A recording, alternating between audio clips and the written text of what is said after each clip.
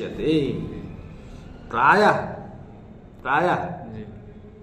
इन सभी अर्थों का व्यंजकत्व भी साहित्य शास्त्र में माना जाता है। उनमें वाच्य अर्थ के व्यंजकत्व का उदाहरण हम बता रहे हैं। समझा कि नहीं? प्रायः सभी अर्थों का व्यंजकत्व भी, अर्थात वाच्य का व्यंजकत्व, लक्ष्य का व्यंजकत्व और व्यंग्य का व्यंजकत्व भी क्या नाम से होता है। इसलिए सर्वेषां प्रायशः अर्थानां व्यंजकत्वमपि इष्यते।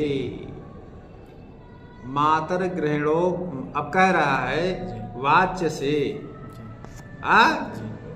वाच्य के अर्थ का व्यंजकत्व का उदाहरण हम बता रहे हैं। अब देखिए, कह रही है कि मातर गृहोपकरणम अद्य खलु नास्तीति साधितं त्वया तद्भण किं करणीयम एवमेव नावासरः स्थायी। तो कह रही है कि हे माता गृहोपकरणम मध्य खलु नास्तीति साधितं त्वया। आज घर में दाल चावल आटा जो सामग्री है वो नहीं रही, आज कुछ नहीं है। यह बात तुमने खलु गृह के जो उपकरण हैं, दाल चावल आटा दाल, अद्य खलु नास्ति साधितं त्वया, ये घर में आज कुछ नहीं है, यह बात तुमने पहले ही हमको बतला दिया है। ठीक है? तद्भण किं करणीयम एवमेव नावासरः स्थायी। तो अब आप ही बताओ कि हमें क्या करना चाहिए, क्योंकि दिन तो ऐसा ही नहीं बना रहेगा।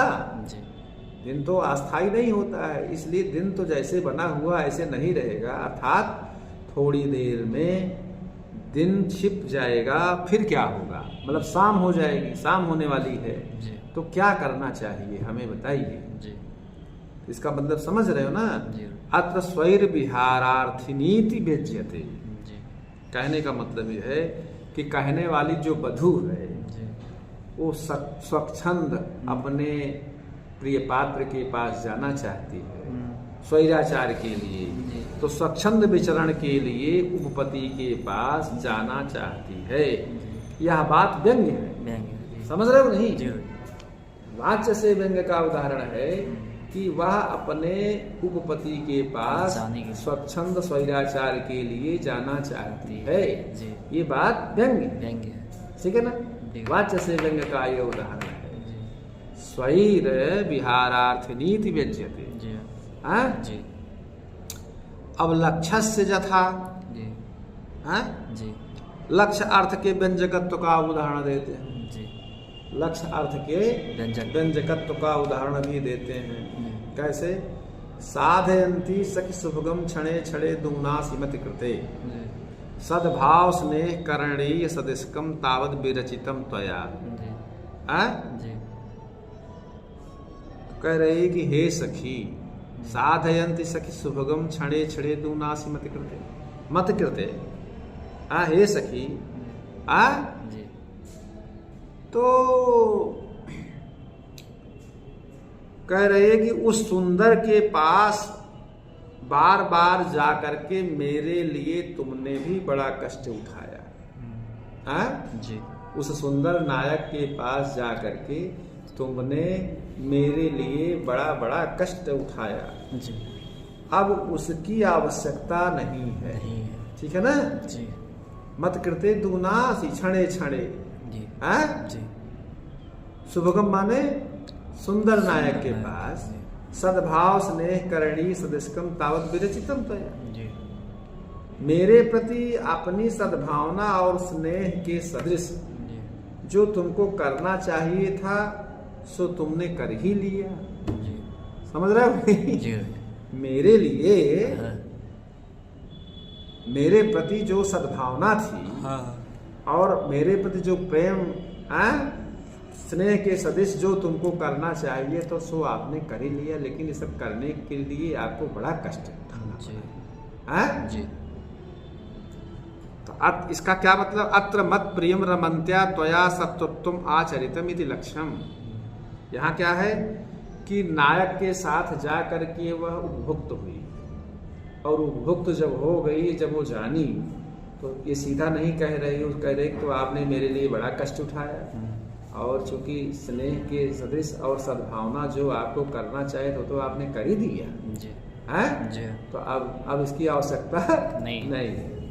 तो यहाँ मेरे प्रिय के साथ रमण करके अत मत प्रियम रमन्त्या त्वया सत्वत्वम आचरितम इति लक्ष्यम, मेरे प्रिय के साथ तुमने जो रमण किया, स्वैराचार्य किया, यह करके तुमने मेरे साथ शत्रुता का निर्वाह किया है? सही बात। दोस्त ने ही दोस्त को बदनाम किया है? दुश्मन न करे क्या है? दुश्मन न करे दोस्त ने जो काम किया है, दुश्मन न करे दोस्त ने जो काम किया है, उम्र भर का गम मुझे इनाम दिया है। ये उसी की बात है, ठीक है? कहा कि आपने मेरे साथ शत्रुता का निर्वाह किया है, और तेन च कामुक विषयम सापराधत्वम प्रकाशनम व्यंग्यम, यहाँ लक्ष्य अर्थ होता है, और उससे कामुक विषयक सापराधत्व का प्रकाशन व्यंग्य है। कामुक विषयक सापराधत्व का यहाँ पर प्रकाशन व्यंग्य है।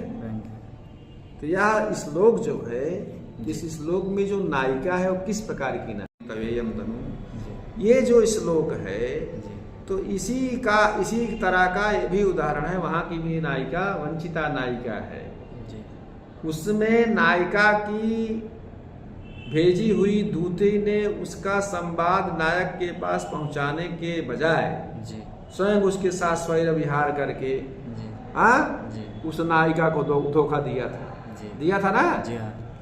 इसी प्रकार यहाँ भी नायिका की सखी ने बीच में स्वयं ही उसके प्रिय के साथ रमण करके उसको धोखा दिया। तो ये बात वक्ता और बोधा के वैशिष्ट से व्यंग्य है, वक्ता और बोधा के वैशिष्ट से ही व्यंग्य है। समझ रहे हो ना? क्लियर हुई बात? जी। अच्छा, अब वाच्यार्थ लक्षार्थ के व्यंजकत्व का उदाहरण तो हम दे चुके जी। अब व्यंग्यार्थ से व्यंजकत्व का तीसरा उदाहरण दे रहे हैं जी। दे दूं? जी। कहा पश्य निश्चल निस्पंदा विष्णी पत्रे राजते बलाका निर्मल मरकत भाजन परिस्थिता शंख सुक्ति रिवु। समझे थे कि नहीं? यहाँ पर देखो व्यंग्य अर्थ के व्यंजकत्व का उदाहरण दे रहे हैं। कहा कि पश्य, देखो, कमल के पत्ते पल विष्णी पत्रे राजते बलाका निश्चल निस्पंदा, कमल के पत्ते पर निश्चल माने बिना हिले डुले बैठी हुई जो बलाका माने बगुलियां, वो निर्मल माने हरे रंग की, मरकत मणि की तस्तरी, भाजन माने तस्तरी, पात्र, मरकत मणि की तस्तरी में रखी हुई शंख सुक्ति की तरह जी शोभित हो रही या विदित हो रही है। ठीक है? शंख सुक्ति की तरह प्रतीत हो रही है। अब यहां देखो, तो यहां पर कहा कि अत्र निस्पंदत्वेन आश्वास्तत्वम, यहां बलाका के निश्चल होने से उसकी निडरता आश्वस्ता लक्षणा से सूचित होती है। क्यों? कि भाई बलाका माने बगुली निश्चल हुई करके निश्चिंत हो करके बैठी हुई, कोई डर भय नहीं है। समझे कि नहीं? इसका क्या मतलब होता है? कोई आया नहीं, वहां कोई आया गया नहीं। लेकिन नायक कहा कि मैं वहां गया था। उसी पे वो कह रही है कि तुम यहाँ अगर आए होते तो बगुली इस तरह से बैठी नहीं होगी। पक्षी भी क्या नाम से उड़ने लगते हैं आदमी के जाने पर, तो बगुली उस समय आश्वत्व लक्षार्थ से स्थान का क्या है कि जन रहित होना, मतलब लोगों का वहां ना रहना होना, ये क्या है? व्यंजना से सूचित हो रहा है। समझ रहे हो नहीं? तेन जन रहितत्वम, ये व्यंजना से सूचित हो रहा। अतः संकेत स्थानम एतदिति कयाचित कंचित प्रति उच्यते, मिथ्या वदसि त्वम अत्रा नागतो भूति विद्यते। तुम नहीं आए। समझ रहे हो नहीं? जी कह रहा कि इसलिए यह संकेत स्थान है। जी आ? यह बात पहले व्यंग्यार्थ से फिर व्यंजना द्वारा कोई नायिका किसी अपने कामुक प्रिय से कह रही है कि तुम झूठ बोल रहे हो, तुम यहाँ नहीं आए। अन्यथा इस तरह से बलाका जो है ऐसे निश्चल निष्पन्द होकर के नहीं बैठी रहती। पहले व्यंग्यार से व्यंजना द्वारा यह सूचित होता है, ठीक है ना, यह सूचित कर दिया है। तो मेरे कहने का मतलब यह गाथा सप्तशती का श्लोक है, लेकिन ये व्यंग्यार्थ से व्यंजना का बता रहा है। उसे व्यंग्यार्थ के व्यंजत्व का उदाहरण बता रहे हैं। इसमें बलाका निष्पन्द, निष्पन्द मतलब बिना हिले डुले, यह अर्थ वाच्य है। विचारे करो कि वाच्य क्या है। कहा कि कह रहा कि निश्चल निष्पस्य निश्चल निष्पन्दा, निश्चल माने निश्चिंत हो, निश्चित हो, हाँ, बिना हिले डुले बैठी है। यह अर्थ क्या है? वाच्य। वाच्य। हाँ, चूंकि वह अर्थात सर्वथा आश्वस्त है, उसको किसी प्रकार का भय नहीं है। आश्वस्त, किसी प्रकार का भय नहीं, यह बात लक्षित हो रही है। अब यह आश्वस्त तत्व से यह स्थान विजन एकांत है, यहाँ कोई नहीं, मतलब आश्वस्त है, जन रहित तत्व है, अर्थात इस स्थान पर कोई आने जाने वाला नहीं, एकांत स्थान है। तो वह यह व्यंग निकलता है। और व्यंग अर्थ से यह संकेत के लिए उचित स्थान है, अर्थात यहाँ मिलने मिलाने का काम बड़ा अच्छा रहेगा, कोई जाएगा नहीं। यह जो है व्यंग अर्थ जो है संकेत स्थान के लिए उचित है। तो दूसरा व्यंग्यार्थ निकलता है, समझ रहे हो नहीं? तो यह व्यंग्यार्थ की व्यंजना का बड़ा सुंदर उदाहरण है, व्यंग्यार्थ की व्यंजना का उदाहरण नहीं। अब विचार इसमें और एक विशेष बात जान, यहाँ जो लोग नहीं करते इसको भी जान लीजिए। कहा यहाँ पर निश्चल और निष्पन्द दो विशेषणों का प्रयोग आचार्य मम्मट ने किया है, ठीक है ना, यहाँ पर। लेकिन वह अनेक स्थानों पर दोनों शब्द समानार्थक रूप में प्रयुक्त होते हैं, निश्चल और निष्पन्द। यदि यहाँ उसको समानार्थक माना जाए तो पुनरुक्ति दोष होगा। तो पुनरुक्ति दोष को हटाने के लिए कौन सा उपाय, कैसे उसको दूर करेंगे? यहाँ पूछा जाएगा निश्चल और निष्पन्द समानार्थक हैं, समानार्थक होने के कारण यहाँ पुनरुक्ति दोष है, तो कैसे उसको दूर कर सकते हैं? समझे ना? तो उनके अर्थ को में अगर जब हम सूक्ष्मता से विचार करेंगे तो दोनों में सूक्ष्म भेद, वो बड़े ध्यान देने की बात है। ये गुरुओं से ही मिल सकता है, ठीक है।